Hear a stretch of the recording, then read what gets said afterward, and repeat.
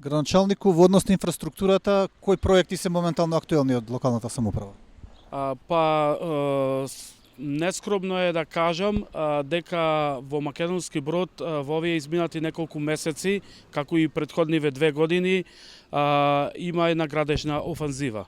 Моментално овој месец работиме на 2 инфраструктурни проекти кои се однесуваат за централното градско подрачје во Македонски Брод, односно имаме изработка на едно тротоарско решение на главниот булевар Маршал Тито во должина од 250 метри.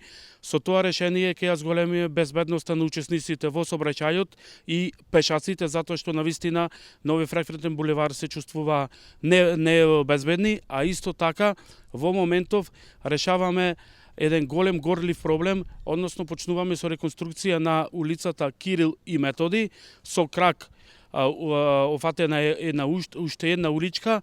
Мора да се напомене дека во таа улица вршиме реконструкција на постоечкиот асфалт и градиме нови тротоари кои досега не беа изградени.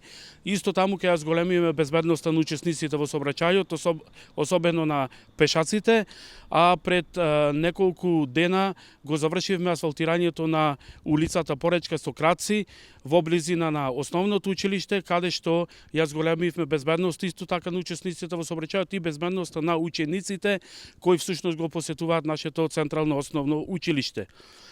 Изминативе 2 години покажавме и докажавме како може да се работи без поддршка на централна власт, го слушавме гласот на нашите граѓани.